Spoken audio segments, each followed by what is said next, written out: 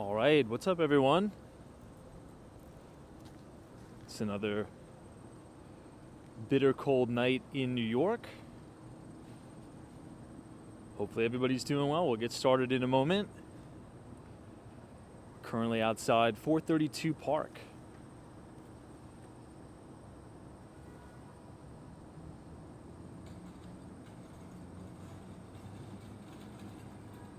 You know, if you look closely, right about here, you'll be able to see the main restaurant. So 432 Park Avenue has a private restaurant for residences only. So it's not like you can go in here and eat if you're just visiting, but you can see the restaurant and the dining room about right here. Right here. You have these two really big chandeliers that are really, really beautiful. Anyway, quite the interesting building, nonetheless, that is for sure. Hope everybody had a good day. It is Friday. Lots to talk about. I see Lewis, what's going on from Los Angeles? DC 322. Troy, what's up, Professor? Always a pleasure. Thanks for joining us. Right outside of the auction house here. And a lot of big news, or hearsay, so to speak, coming out of China that spooked the markets quite a bit today.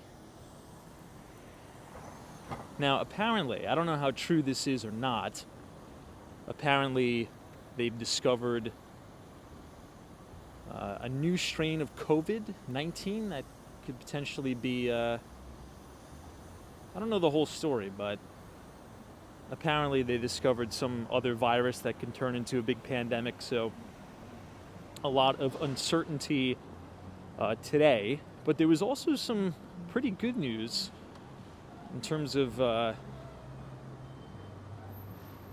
I guess just in general, coming out of Eastern Europe.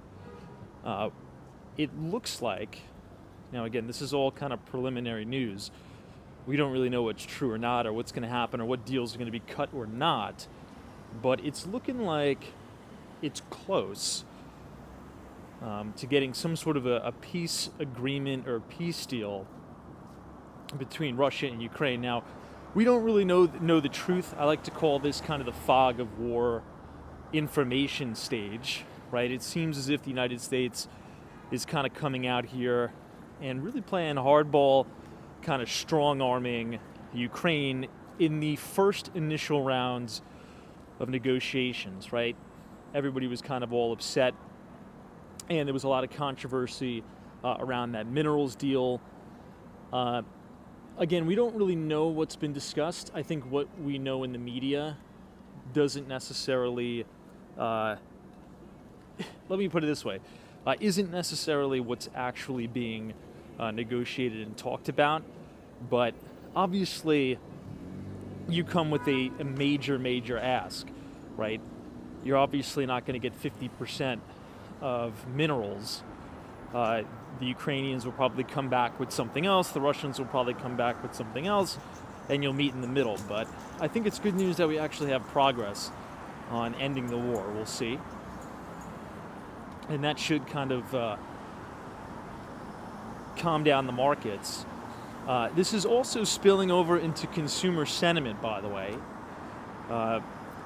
Today we got the University of Michigan consumer sentiment numbers out, which came in below expectations and actually quite the lowest readings in quite some time for consumers.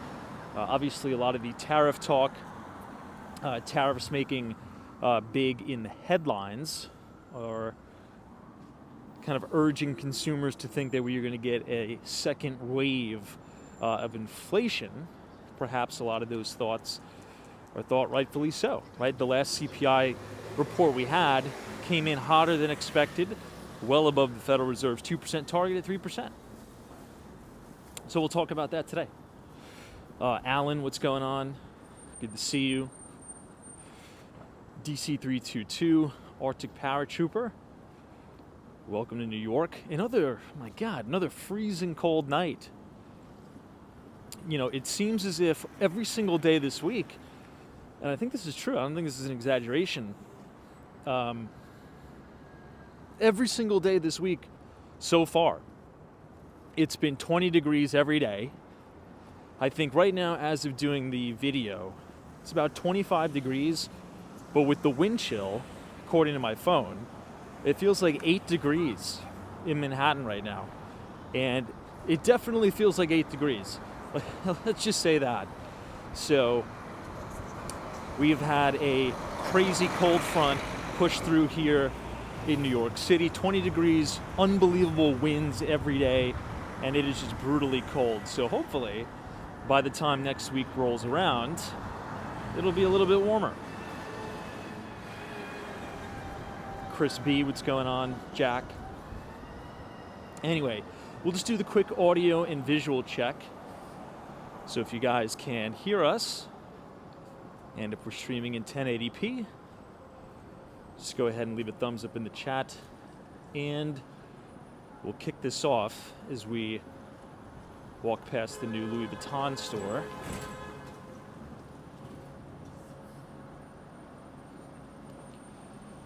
On 57th Street, as we are approaching the corner of 5th Avenue.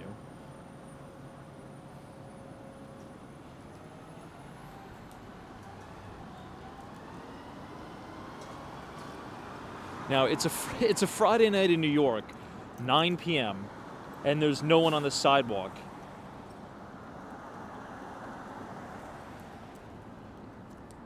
You would think you're walking outside at, midnight, 1 in the morning, because it's only me and a couple other people here. Anyway, I see Lance, New England Crypto, Alan. Thanks for joining us. Well, good evening, everybody. And welcome back to Walks in Wall Street. Today is Friday, February 21st, I believe, 2025. It was a quite volatile day on Wall Street. We had double-digit declines. Well, obviously, in terms of points, right? Triple digits on the Dow, but everything was down from 1.5% in terms of the indices, to a little bit over 2% for some of the tech-heavy indices. And I think this was a culmination of a few things, because if you remember correctly, I was watching the Open before I traveled into the city today, and the Open was actually pretty good. Stocks opened higher. You had a little bit of a rally in Bitcoin. I think right around 8:30, price of Bitcoin was 99,400, obviously above the 200-day moving average substantially, and just breaking back above the 50-day moving average. And then markets reversed entirely. I think there was only one sector, or one sector of stocks that were higher for the day, and that was consumer staples. Now, there were also, I was kind of curious, obviously because we have this pandemic news, which spooked a lot of people. Obviously, we don't know if it's true or not, but apparently they found some sort of virus that could potentially be more deadly than the COVID-19 and cause another pandemic. We'll probably hear a little bit more about that over the weekend. But I was looking at a lot of the pharmaceutical stocks. I was wondering if the big pharma stocks, healthcare stocks, would be higher on the news while everything else was getting crushed. But it was a little bit of a mixed day. So I think that is something to pay attention to. Also, we had a lot of options expiration today. And really just a lot of things were extended. A lot of the individual leading stocks extended from their major moving averages. So very, very volatile day, big, heavy volume, and a pan sell-off across the board, so to speak. We also had two main pieces of economic data that came out, one of which involved housing in the United States. We had existing home sales data come out, which came in lackluster, but that was expected, right? I mean, we talked about this almost to the point of ad nauseum. Last year, going back to 2024, for existing home sales in terms of the amount of transactions completed, the lowest level since 1995, which is just so happens to be the year that I was born. And this really has to do with the high interest rate environment we have coming off a decade of ZIRP, zero interest rate policy. You have a ton of debt outstanding at very, very low interest rates, and it's almost impossible for new home buyers, or first-time home buyers, I should say, to get into the market, because even if you put 20% down in the property, if you need to use leverage, if you need to acquire debt, well, it's going to cost you 7%. And that makes the monthly payments very, very high, which turns the deals upside down. Oftentimes, it's more advantageous for people to rent in this environment as you're doing the calculation, what I like to call the cost-benefit analysis, right? It's more affordable for people to rent right now if you're kind of underwriting your own deal. If you kind of say, hey, what is my monthly payment going to be if I rent for, a 2-bedroom apartment or maybe a 4-bedroom house? I could probably rent that and pay less on the monthly payment than if I were to just buy it, because rates are so high, relatively speaking, right now, and valuations really haven't come down all that much for reasons which we've discussed. So existing home sales lower yet again this month, but the median home price was up in January. We actually hit a new all-time record high for an existing home for the month of January. The most expensive January on record in terms of the median home price here in the good old US of A. Now, last but not least, kind of cooperating with some of the sentiment indicators, we heard from the University of Michigan as they released their consumer sentiment data, which came in lower than expected. I was reading this article in the Financial Times.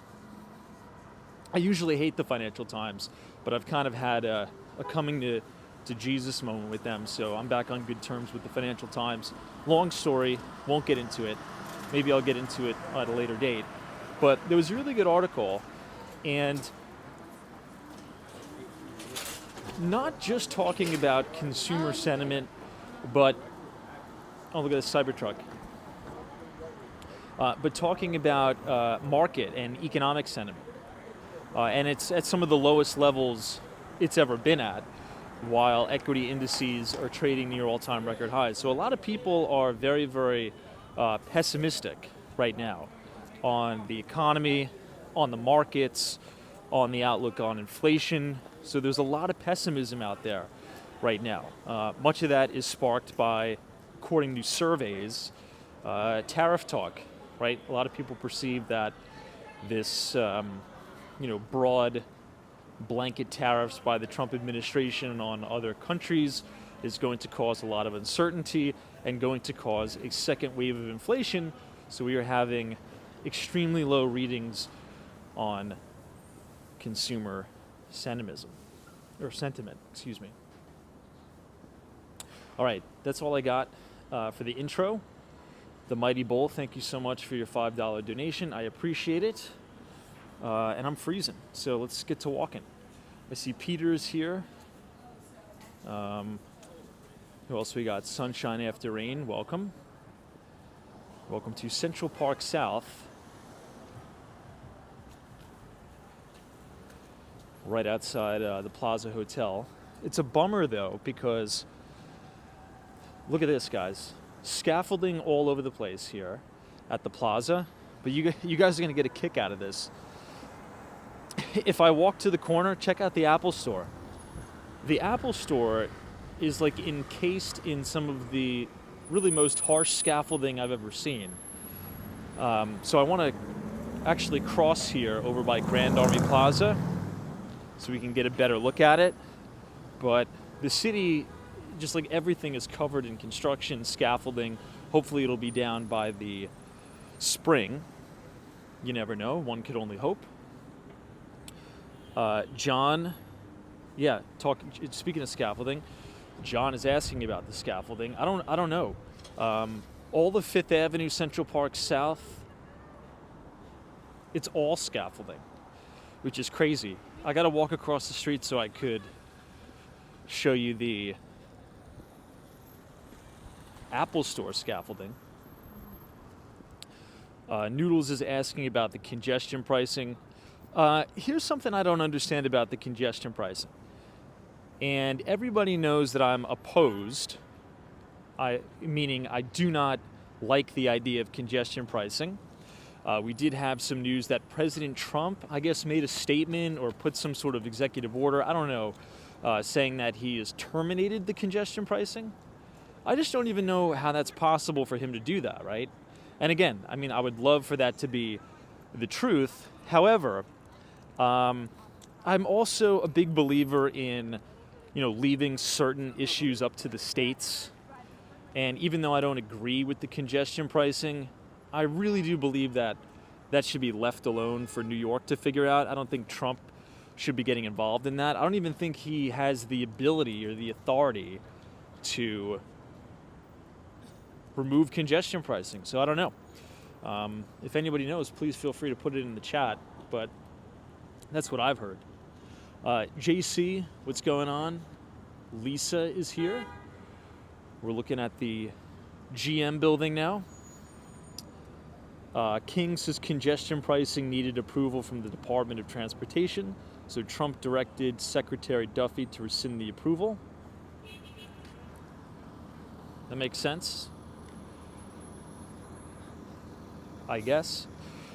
I don't really know the politics of it all, but I don't know. It feels like a state's issue, but it does make sense. I mean, my whole issue on the congestion pricing is that it's not necessarily the argument if it works or not. That's not what I'm upset about, right? Because you could show all the data that it's going to work and it's going to reduce the amount of traffic and the congestion. It's going to make it easier on New Yorkers who are pedestrians and cyclists and the like, and it's going to be, better quality of life. I get it. Here's what I don't agree with. I don't agree with the frame, how it was framed, right? Because New York City residents, we are some of the most heavily taxed residents in the United States. The taxes here are insane, but yet our public transportation, MTA, it is hemorrhaging money. And a lot of that is corruption, right? A lot of people don't want to say that, but it's the truth. It's corruption and it's a lot of fraud, right? DOGE, the Department of Government Efficiency, should look into the MTA New York City subway, right? Because you're going to find a lot of fraud there. So anyway, the way it was framed is that we need the congestion pricing to raise money to help, launch new repairs and, maybe even expand the subway or, make necessary repairs to the trains and all that. It's never going to be enough, right? They're just going to add another tax and just raise the amount of the toll, right? I think originally they wanted to make the toll like $14 or something like that. And then Kathy Hochul said she's doing everybody a favor and is going to reduce it to $9. You could have made that toll $100. Okay, you could have made that toll $100,000 per ride into Manhattan, and it still wouldn't have solved anything. They would still manage to piss the money away and line their pockets with it. So this is kind of, my gripe with the whole thing. And you can make a comparison to California, right? Money doesn't solve any problems. The state of California has unlimited money.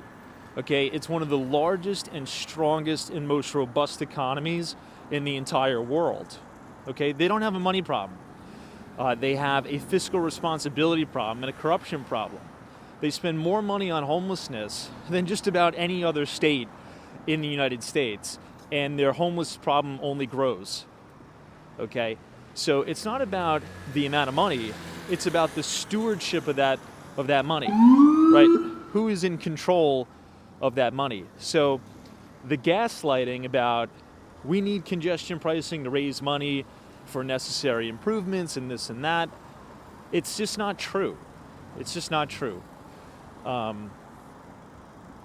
Anyway, that's how I feel about the congestion pricing.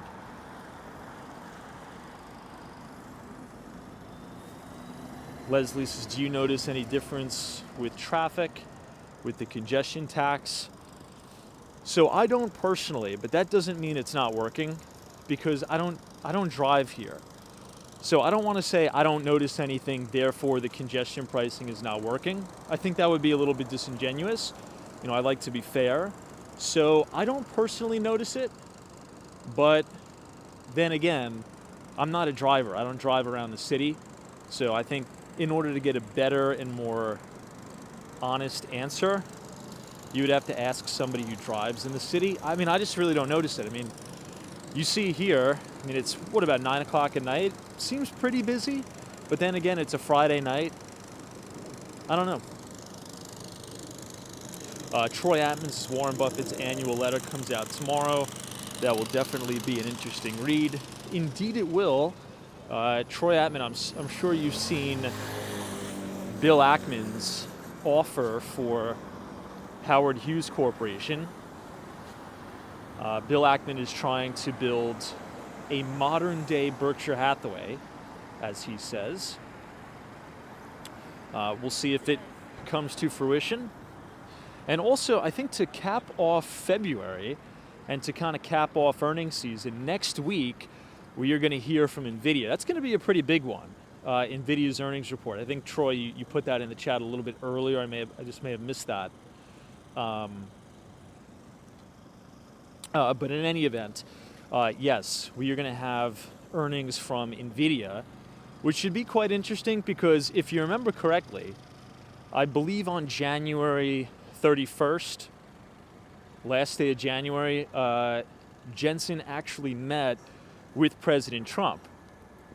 And we don't really know the whole scope of what was discussed there, but if I had to guess, right, obviously we know what was reported in the media, but there was a lot more said than what was reported. I believe that Jensen is really trying to lobby the Trump administration to really pump the brakes on hitting the semiconductor sector with tariffs, because that would cause a lot of disruption, right? Now, here's my take on semiconductors, and here's the theory, right, of kind of the implementing tariffs on semis, okay? The Trump administration wants to encourage more domestic production of semiconductors and chips. Now, you're already starting to see, right, even going back into the Biden administration, with the Chips and Science Act, yada yada, all that some companies are starting to build manufacturing capacity here in the United States. The problem is it doesn't just happen overnight. And supply chains, particularly in the semiconductor sector, there's actually a really good documentary that outlines just how complex and how really established the supply chain is in the semiconductor market globally. That's going to take a long time to get these plants and fabs up and running. I think it takes like 8 to 10 years to fully build and function one of these plants, a few $1 billion it costs, and you really got to make sure you're doing it the right way. So the problem that I see with slapping a bunch of tariffs on semiconductors is, Trump's only going to be in office for 4 years, and you're really going to need to follow through on that plan for at least 2 terms in order to start to see some long sustaining results. to bringing some of that manufacturing capacity here, because it's not just like you turn a switch and the factories are magically built and you have all the talent here. It's not how it works. It's going to take a long time, and it's going to cause some disruption in the marketplace, and it'll probably cause some stock declines. So, I think there's a lot of executives and a lot of really smart people, including Jensen, in the semiconductor space, obviously, that are kind of nudging the administration to kind of tread lightly here and maybe not go all out. But I think Trump, he says a million different things every other day, so I can't even keep track. But I think the last thing that was reported is 25% tariffs on semis. But feel free to put in the chat if there's anything else that's new, but that's kind of what has been reported. Troy Atman says, true, it will take a few years for Intel and Taiwan Semi to get chips going in Arizona. Yeah, and I was reading in this article, and I'll have to send it to you. We just don't, the average person like me, right, doesn't really understand the logistics and the complexity of getting a factory turned on into full capacity, right? Because a lot of that, as you said, comes out of Taiwan, and it is very, very sophisticated, and they have the intellectual talent and the people there to really make it work and run like a well-oiled machine. So it's going to take a lot of time, and maybe more time than we think. Better late than never, but it is going to take a lot of time.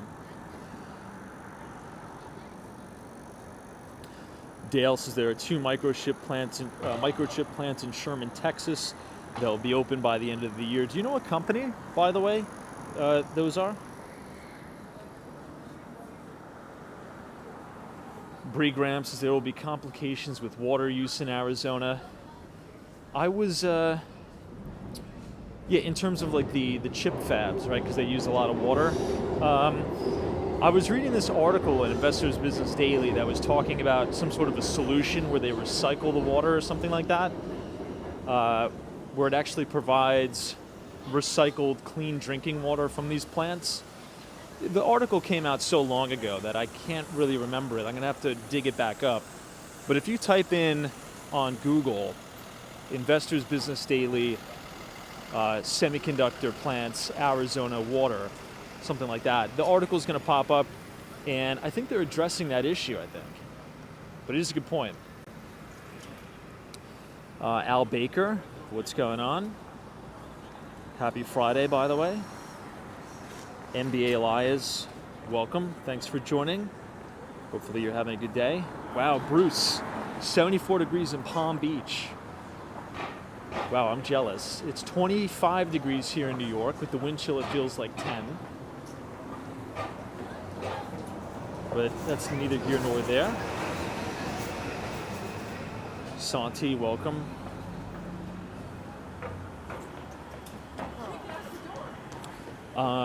Guys, a little bit of interesting merger news.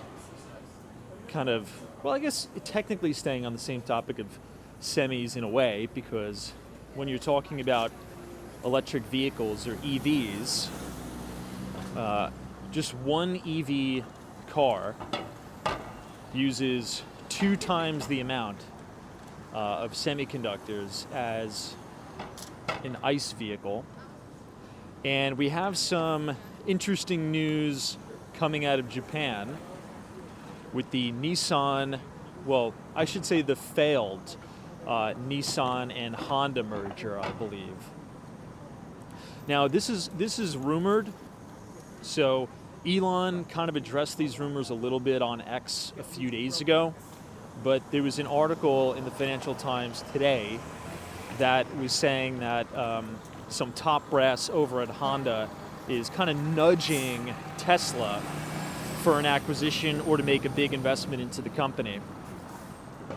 Now, more interesting is the fact that Foxconn, and yes, the same Foxconn that you're thinking about, major supplier for Apple in China, is trying to make a big offer to buy Honda, to buy Nissan as well. And the Japanese don't want to do that because they think it's a national security threat if you have, a big adversary, having majority control of Nissan. So we'll see what happens. I don't think it would be advantageous for Tesla to acquire even the assets of Nissan. And the reason why I say that is because the value, and again, Elon kind of addressed this already, but the value of Tesla, why I think it trades at such a premium to any of the other auto OEMs, is their manufacturing capacity is so technologically advanced. So it would have no benefit to Tesla to acquire Nissan's manufacturing facilities or plants, right? Because they would just need to be totally reworked. So we'll see. But apparently Tesla is in talks to making an investment in Nissan or potentially acquiring it. Again, that's a rumor. Elon Musk himself is kind of alluding to the fact that that's not true, but we'll see. Tesla does have quite the sizable chunk of cash on the balance sheet that they've yet to deploy, so we'll see. Joseph Hardaway, what's going on? Michelle Henry, Bruce, thank you so much for your $2 donation. Cynthia says, hey Tom, it's Cynthia from California. Thanks for joining. It's freezing in New York. Mike G, Mr. 15 Central Park West. Thanks so much for joining us. Appreciate it. SoCal Lawrence. I see Paul says, hey Tom, I'll be visiting Manhattan in the spring with my brother. Fantastic. Any recommendations for a great steakhouse? Yeah, there's a few. It's funny you ask that question right now because we're about to walk past all the great steakhouses in Manhattan. I would say number one, if you want to go to a business lunch, I would say stop by Gallagher's Steakhouse. It's really good, and it's very, very affordable too. Also, Del Frisco's is always a go-to, but the business lunch at Gallagher's, it's like a New York classic steakhouse. I think it's like $38, but you get a soup, you get a steak, and you get a dessert at the end, and also it's a great atmosphere. Just before Christmas, I think this was, or maybe this was, I'm trying to think, it was either before Christmas or it was before Thanksgiving. I was at a business lunch at Gallagher's Steakhouse. Oh, I see Keith saying Keen's on 34th. Keen's is very good as well. That's another good spot. But my favorite kind of dining room is right here. That is Del Frisco's. Just the dining room is amazing. The atmosphere is great. You're overlooking Radio City Music Hall. Ask to be seated on the second floor of the restaurant. It's really great. Anyway, so I'm going to this lunch, right? And I walk in. I don't know if this was after Thanksgiving or during Christmas. I gotta look. And I walk in to Gallagher's, and I bump right into Bill Hwang. Now, for those of you who don't know who that is, I'll say one word: Archegos. Okay.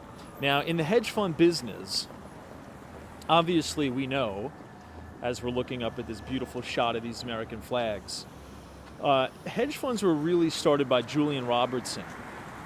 And all of the very good traders and very good analysts that worked under Julian Robertson broke off and started their own hedge funds called the Tiger Cubs. And recently, one of the most notable Tiger Cubs was Bill Hwang. He's a Korean hedge fund manager. At the time, at the height of his career, I think he was worth like $32 billion. Went on to have a massive scandal and almost took down the U.S. banking system just a few years ago. And he's sentenced to, I think, 20 years in prison? I forget, or maybe life in prison. But I walk into the steakhouse and I see him right there. And I'm like, how is that possible? Because I'm like, isn't he supposed to be in jail? Apparently not. He still has one more sentencing left, or maybe the sentencing just happened. And yeah, he was eating steaks with all his entourage there. So kind of crazy to see that after his hedge fund almost took down some of the major banks in the U.S. Credit Suisse is no longer here because of that Archegos fallout. Anyway.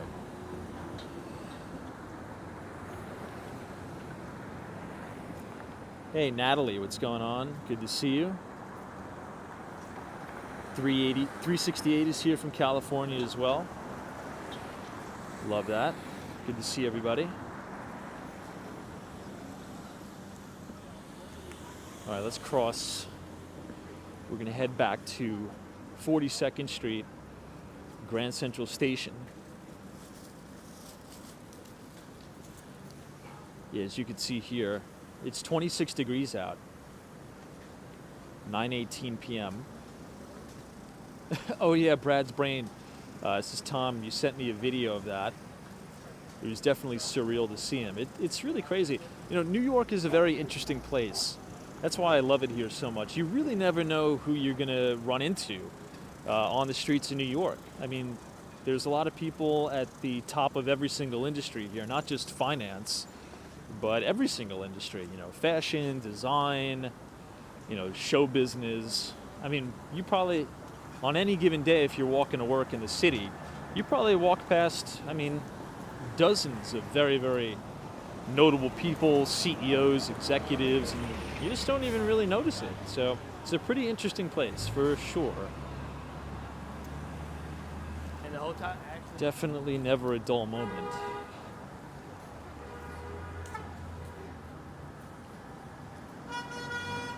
Wow, Variety 1985. This is negative 26 degrees in North Dakota. Now, I don't know if this is going to work, but I want to take you guys down into the underworld. The subway here. This is the main entrance, I believe, to the B and D trains. Maybe the F comes here too. This is the Rockefeller Center station. Maybe we'll use the other entrance down here. But it is kind of cool down there. If you haven't been to Rockefeller Center in quite some time, I would definitely recommend coming back because they've really done a complete rip and replace of the entire inside of 30 Rock. There's new restaurants there.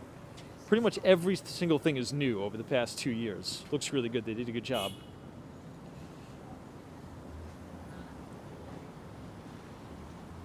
All right, just let me know if we start to buffer here.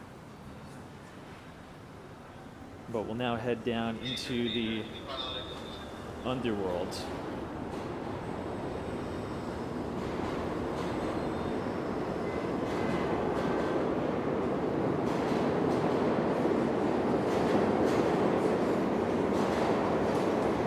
NBA Elias, Tom, have you ever dined at Tavern on the Green?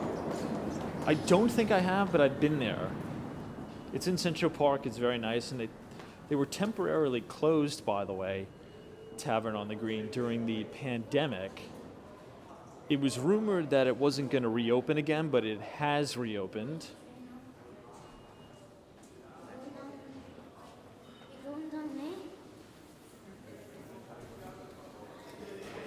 Yeah, so here you can get the BD F&M trains. This is uptown, the Bronx and Queens. The M train will take you to Middle Village, Queens. That's quite a nice town.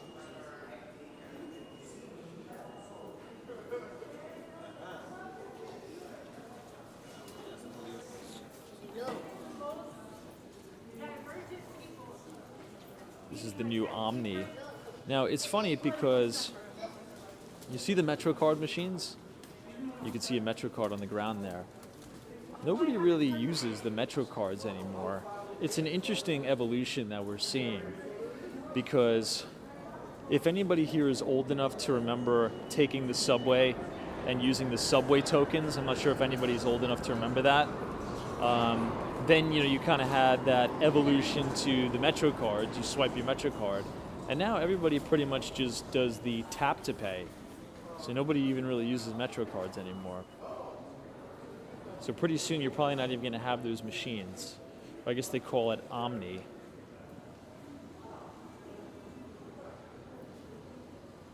Oh yeah, that's true. Lee's like nobody even pays anymore. Now, it's a funny joke, but it's actually kind of true. Now, if you see this guy right here, behind the pole, that's actually a security guard, and I always laugh with my buddies. So, since there's been so much theft in terms of people jumping the turnstile, the city of New York has hired security guards to stand and watch people jump the turnstile. So not only do we lose out on the money, right, of the $2.75 or whatever it is, because people just jump it, right? Now we pay a security guard $25 an hour to watch people steal the $2.75. Anyway, if you were to bang a right here, this will take you into the main area of Rockefeller Center, but I don't think we're going to get any service there. Let me check. Should we try it actually? Maybe we'll try it. What the heck? I have an excuse to kind of stay inside. But I don't think the internet is going to be good under here. But I also really want to show you how nice it is.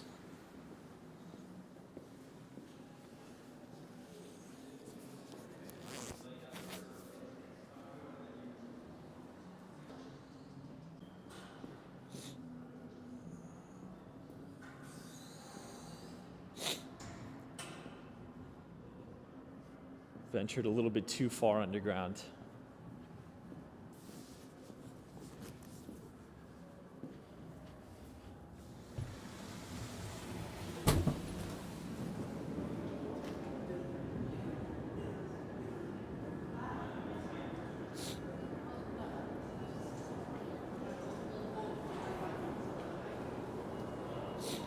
Yeah, we'll have to figure that out, but there is no internet in Rockefeller Center, unfortunately.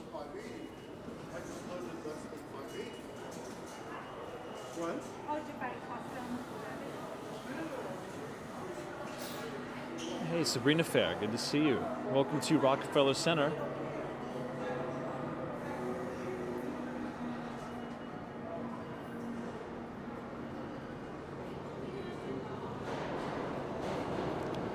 But yeah, if you go inside and you walk up those stairs, it's just really amazing what they've done. Everything is brand new in there. And really good restaurants too. Did a good job.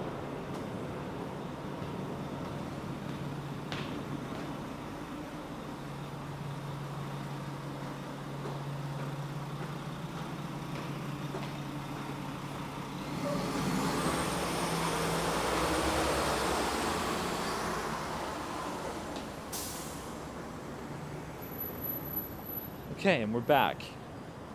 Here we are street level, 48th Street. News Corporation to the right.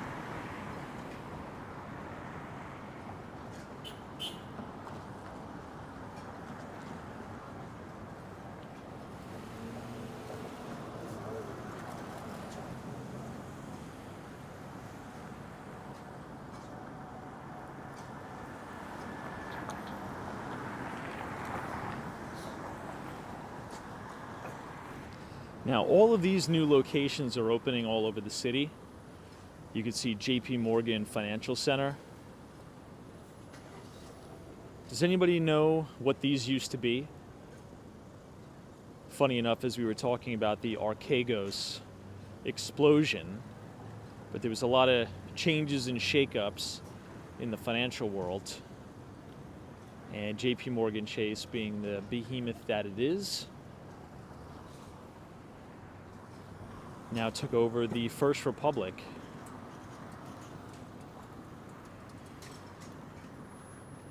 The First Republic banks were really nice on the inside. Very, very good. Like very nicely staged. But all of them will now be these new JP Morgan Chase financial centers. Kind of curious to see what it's going to be like. Speaking about a big push in terms of retail banking, I think who's doing the best job is Capital One. There are all these new Capital One cafes popping up all over the city. And I think that's such a good idea because if you think about it, but if you're honest with yourself and you ask yourself, when is the last time I actually visited a bank to either open an account, deposit money, to get checks, or do anything, right?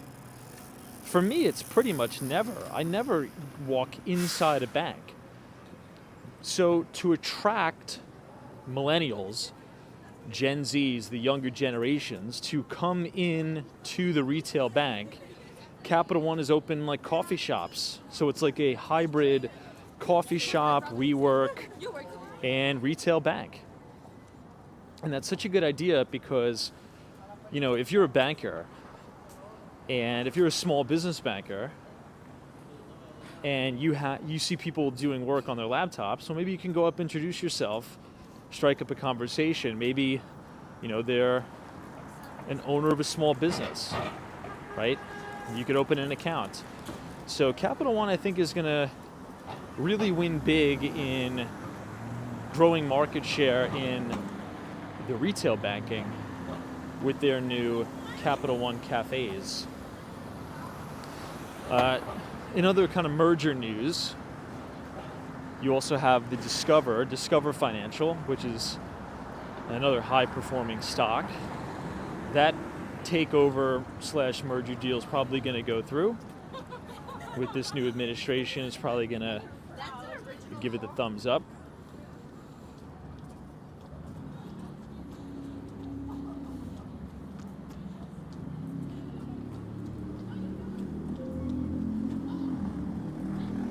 Paul says it's a fantastic business decision, making banks fun to visit, just like your local coffee shop. Yeah, it's going to be, it's really, really, and they're packed. A lot of the locations in the city, like on 34th Street, 69th, there's one on 69th Street and Broadway. There's another one on 59th Street, Columbus Circle. They are packed, like literally packed to the rafters with people working, and you just have all advertisements for like Capital One cards and things like that. Like, why would you walk into a Wells Fargo? Right? Obviously, why would you walk into a Wells Fargo for obvious reasons, right? It looks so sterile in there. It looks terrible. When you could walk into a Capital One cafe, right? If I'm not mistaken, not to really trash Wells Fargo, but since we're on the topic, we might as well. Weren't they caught opening fraudulent bank accounts for clients? I think that was Wells Fargo. They were just like randomly opening bank accounts without people even knowing about it. I think they had to pay a pretty hefty fee or a fine for that.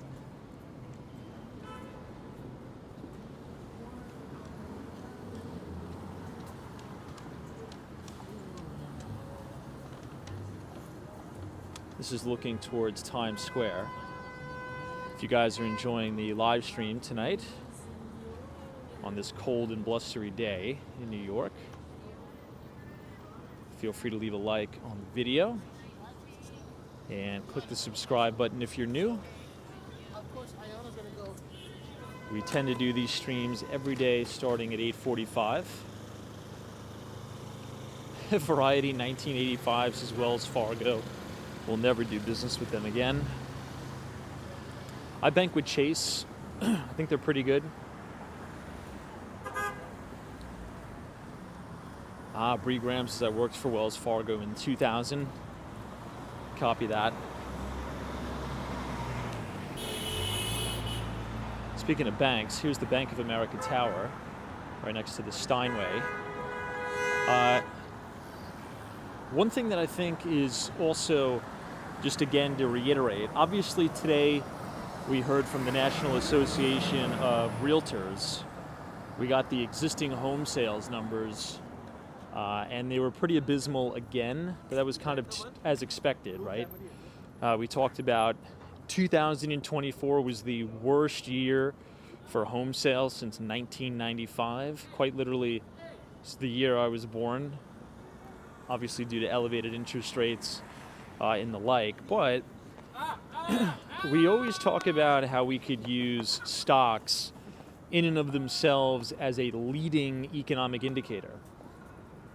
And we mentioned this yesterday, but if you go down the list of publicly traded home builder companies or home builder stocks, almost every single one, right, from Pulte, KB Home, Toll Brothers, Taylor Morrison, every single one has now broken severely, broken below the 50-day and the 200-day moving average.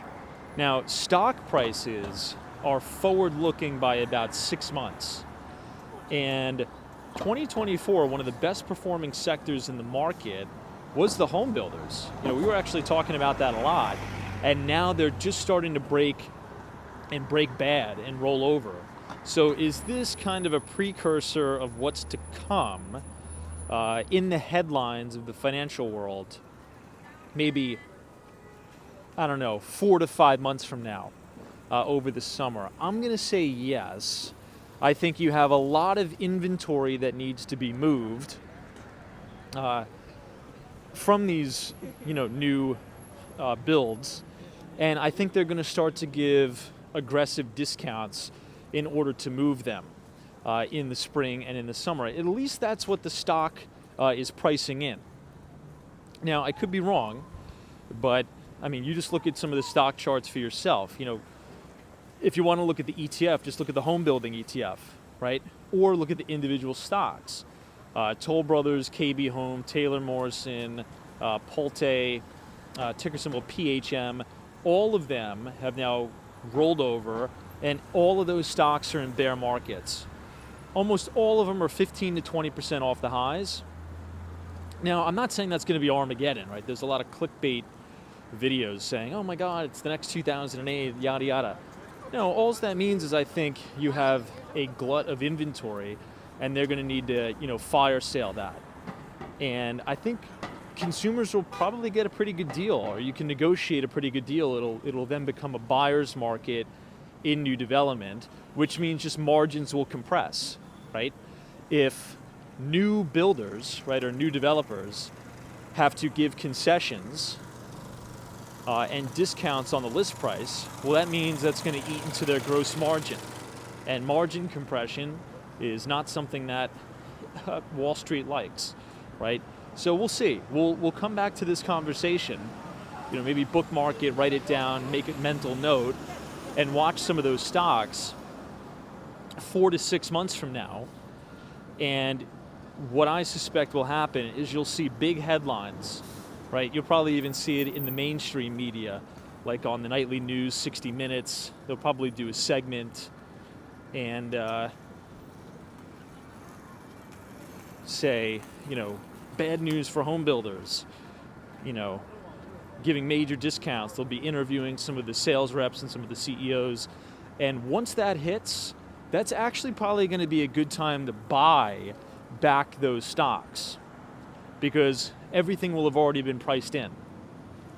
And by that time, right, totally speculating, maybe interest rates will have come down, right, in 8 months, after all of the tariff uncertainty is worked its way through. So we'll see. We'll take one pass at Times Square, and then we'll boogie on out of here.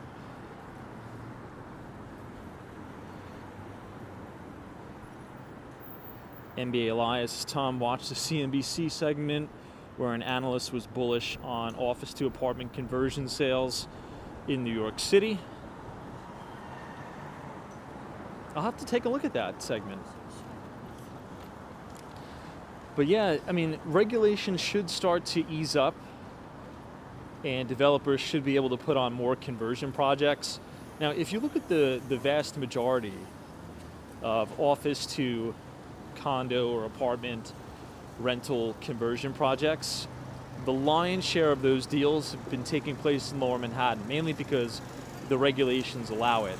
But oftentimes you can't convert those buildings into apartments for a multitude of reasons. And it really comes down to, sometimes it's just as expensive. Sometimes it's less expensive to just demo the building and just build a whole new building. So it really just depends on the deal.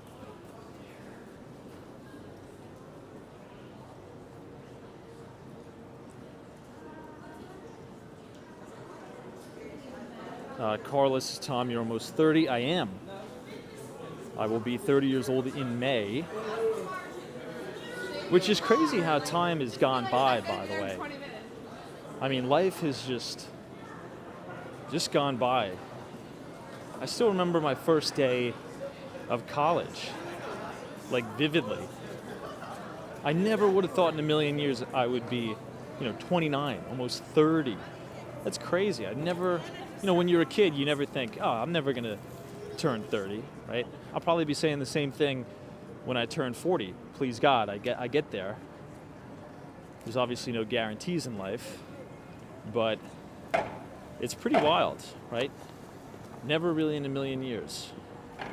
Life goes by fast, my friends. Anybody else feel that way? Maybe some of you are older than 30. Maybe some of you are 30 years old right now.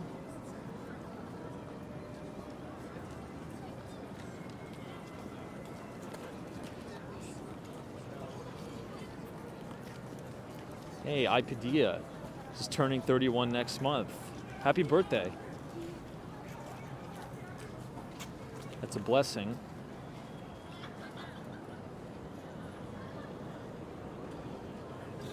For being freezing outside, there's a lot of people in Times Square tonight.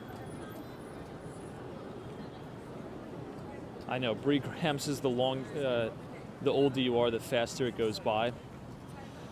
That's so true, because I remember being in high school and it just seemed like my high school years would drag on forever.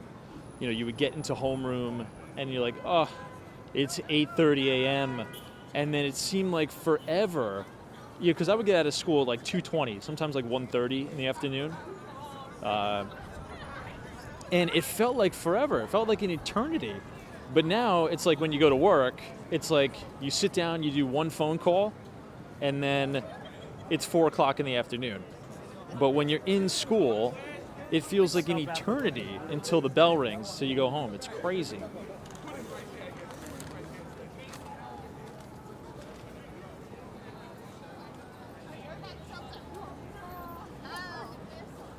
Actually feels a bit warmer in Times Square.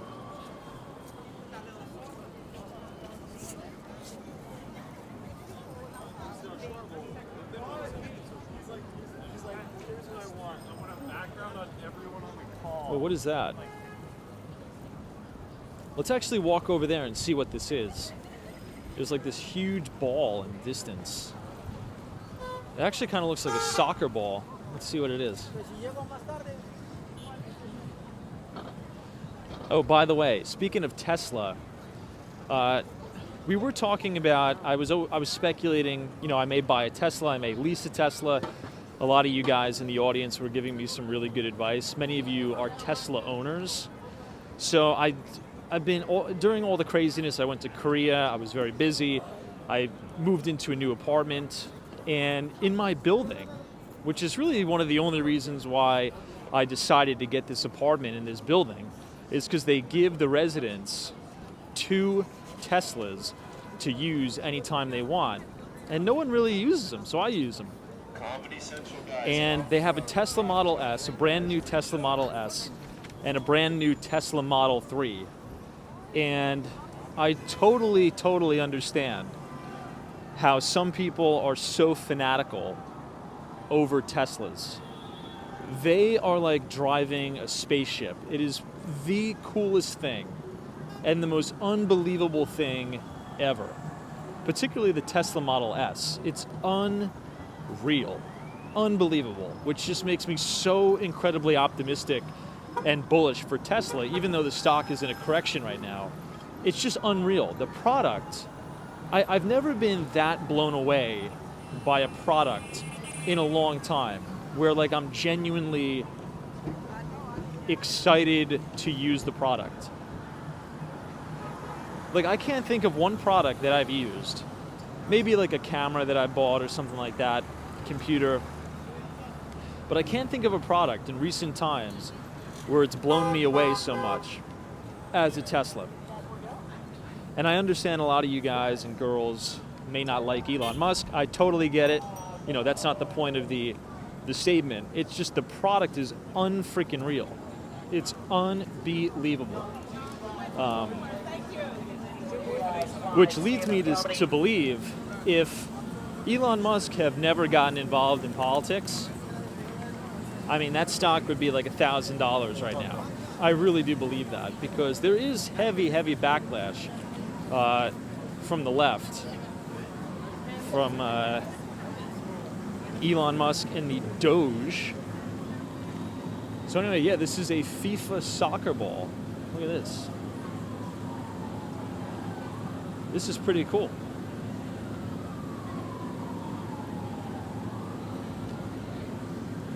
Mark Francis 076 says, I don't like Tesla interiors. When you sit in the Tesla Model S, oh my God, trust me, you'd love it. You'd love it.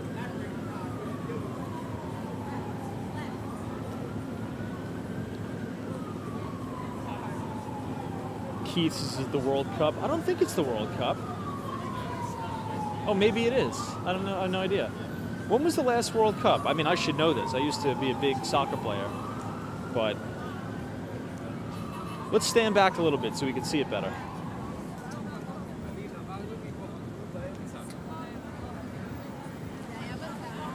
Oh, MLS Pro, official match ball of the Major League Soccer.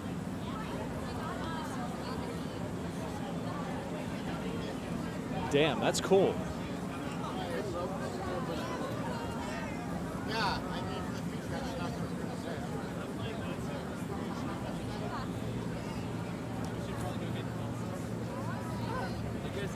Let's go to the other side. Now, Major League Soccer is another, really it's a business, right, that's grown exponentially. I think there's the most alpha to be had in terms of buying a sports team. I think it's soccer. You know, David Beckham is probably set to make more money owning the Miami, Inter Miami, than all of the combined earnings in his soccer playing career. Now, I think David Beckham's deal was he would come to play soccer in the United States. At the time, I think this was 2008, he signed with the Los Angeles Galaxy. I'm not sure if anybody remembers that. But one of the stipulations in the deal is that at the end of his contract, he would be able to buy, for pretty much for free in terms of the amount he paid, an MLS team in a city of his choosing, and he chose Miami, which, my God, could you have, like, I mean, David Beckham is probably one of the most talented businessmen in terms of sports in our lifetime. And I really do mean that, by the way. I mean, picking Miami was just, you know, David Beckham picked Miami before Miami was, you know, hot like Miami is right now. So, I mean, he's going to mint himself probably a multi-billionaire on that deal.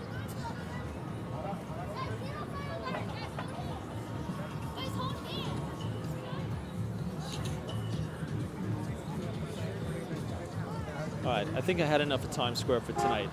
So we'll cross and then we'll head out.